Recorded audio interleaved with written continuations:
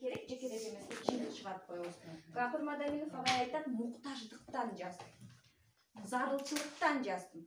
Балдар өз алдынча билим алганды билбей, мугалимдер балдарды кызыктырып сабак өткөндү билбей атат. Экөөсүнө жазсам, ата-энелер үчүн кетери барбы? Экөөсүнө жаздым, иштеттим. Куюп атабыз окуучуларга, мугалимдерди да кайрадан окутуп атабыз. Эртеси күнү окуучу келсе жок. Баягы көзүн жандырып, кызыктырып койгон нерсе жок. Аябай таң калдым дейт да, бул практика экенин айтып атам да. Анан үй бүлөсүнө барып турагай.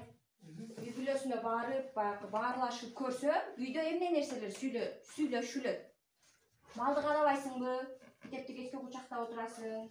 Өрүктү ким терет? Эмне эле анча отуруп калдың? Ушундай атмосфера үйдө болуп турса, бала менен окуучунун канчалык күчтүү аракет кылып окутканы менен эмгек кетке кетиши мүмкүн экен да. Анан биз баарыбыз проблемаларды эсептеген билебиз. 3 суроо койдум дейт да Гапыр Мадаминов агайыбыз. Эмне үчүн окуучулар окугусу келбей жатат, окуй албай жатат? Экинчи суроо дейт, эмне үчүн мугалимдердин берген сабагы окуучуларды кызыктыра албайбы? Туура бу дагы. Үчүнчү суроосу ошол. Ата-энелер кантип бул процесске жардам бере алат? Же эмнеге жардам бербей жатат? Жазып алсаңыз, ушул 3 суроодун жообу кизектер болуп, жаз. андан кийин методика жаралды, урматтуу окуучулар. Биз айтабыз, ата-энелер кызыкпаса окута албайбыз да деп, мугалимдер топ кылып, окуучуларды топ кылып алганбыз да, ата-энелер жака тегип коебуз. Ата-энелер эмне дейт? Мугалимдери мектепте окутпайт да деп, мугалимдер жака тегип коебуз. Максат ушул болчу, отурсаңыз, мен фокусту каяка бердим? Кызматтерге бердим. Бир дагы адам, бир дагы кара түстөгү нерсени эсептеген жок. Буну сабакта пайдаланыңыздар. Ошон үчүн айттым. Мээбизге биз каяка тапшырма берсек, ошону гана карайт экен, башкасын четке кагат экен.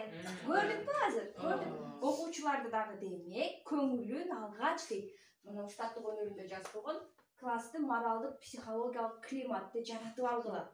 Же болбосо окуучулардын ой көңүлүн өзүңөр сүйлөп аткан сабакка, темага бургула. Графики баратып эле мантыга бурулуп кетпесин. Сиздин сабагыңызды угуп баратып эле оюндарга бурулуп кетпесин. Анын жолу ар 10 мүнөт сайын окуучу эмес, сиздин деле көңүлүңүз башка жака бурулат экен. Любой адамды. Бул ошол мээ тууралуу маалыматтар. Аны биз сабагыбызга кантип пайдаланабыз? Демек, 45 мүнөт барбы? 45 мүнөттүн ар 10 мүнөтү сайын окуучуларды кайрадан жандандырып, кызыктырып, суроо берип, бери көңүлүн алып алышыңыз керек экен. Акыл эмгеги маданиятын нелерди үйрөтөт экен окуучулар? Кара чыгарып мектепти баарынан окушубуз керек экен ошону. Коча. Урматтуу мугалимдер, Гапыр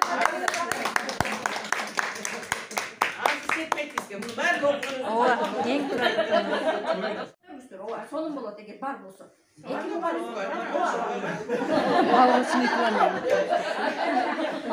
Сонун жашоо планыңызда бар экен. Эң сонун, бирок биздин көйгөй бул эмес, болушу керек, 100% болушу керек. Окуучуларга план жазып иштегенди үйрөтөсүздөрбү? Мына экинчи суроо, окуучуларга так максат коюп, ошого план жазып иштегенди үйрөтөсүздөрбү? Жок, аны үйрөтөбүз, айтабыз да жок. Бул жака жаздырып, илдирип, ошо менен иштеп, анан отчет бергенди үйрөтөсүздөрбү? Жок. Акыл эмгеги маданияты сабагында ошону үйрөтөсүздөр, урматтуу мугалимдер. Окуучунун билим алуусуну уюштурууда, өз алдынча билим алуусуну уюштуруп койсоңуздар, мен айтат элем, мисалы, бул сиздин айтып атканыңыз кесипке багыт берүү экен да окуучуларга келечекте будущий. Эмне болот, ошого багыт берүү. Аны айтабыз ошондо. профориентациясы дагы ичинде болушу мүмкүн, бирок балдарга өз алдынча билим алууну үйрөтүү. Окуганы жуксун, анан аны эртең турмушта пайдалана билсин дейбиз. Ошон үчүн мугалимдерди да окутуп атабыз, ата-энелерди да окутуп атабыз. Бирок эң башкы каарман өзү окуучу билим алуунун жолдорун билиш керек. Акыл эмгеги маданияты десек көптөр элестете албайт. Бул эмнени үйрөтөт деп? Кыска жооп, үйрөнүүнү үйрөтөт. Бир нерсе келди ушул сөздөн кийин? Үйрөнүүнү үйрөтөт. Башкача айтканда көп мисалы окуучулардын аябай көп китеби бар. 12 сабак өтүү, 14 сабак өтүү. Биз мугалимге кыйын болгонубуз менен барабыздан бир өзүбүздүн предметти өтүп кетип калабыз. Алар 10 башка предметти окушу керек. Көп маалыматтын ичинен өзүнө керегин алганды, негизгисин бөлүп алганды үйрөтөт окуучуларга. Сонун бекет 100 барак китептен эң негизгиси деп өзүңөргө 10 бетти алгыладан ошону эле түшүнүп өздөштүргүлөр дейт. Экинчиси өзүнө так максат коюп, жана айтпадым Эрлан байке 5-класс баласы да билет кийин кайсы кесиптин ээси болорун. Ошого багыт коюп, план менен иштегенди үйрөтөт. Колуңуздарды көтөрүңүздөр, бул жерде натыйжада эмнеде? Онлайн окуп калдык, анан окубай калдык да бир себеп дагы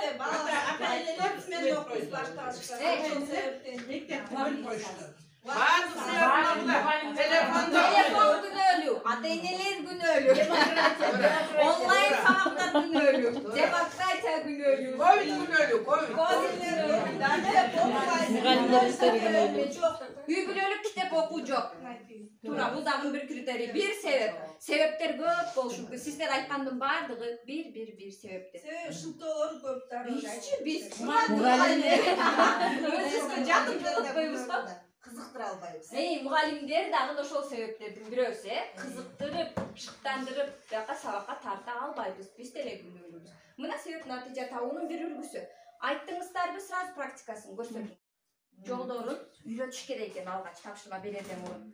Унутчаактыктан арылууну унутпаңыз депти дагы, алардын эң чоң шылтоосу эмне? Эжеке жаттарды эле унутуп калдыңыз. Ошонун алдын алыш үчүн сиз акыл эмгек маданият сабагын уюштурасыз дагы, жаттаган маалыматты унутуп калбаштын жолдорун үйрөтүп коесуз. Эс тутумду начарлаткан критерийлер алардын жашоосунда бар. Алар эмнелер болду экен үйрөтөсүздөр, анын жашоосунан чыгарганды үйрөтөсүздөр. Анан эс тутумду кантип жакшыртуу керек, жолдорун үйрөтөсүздөр. Себеп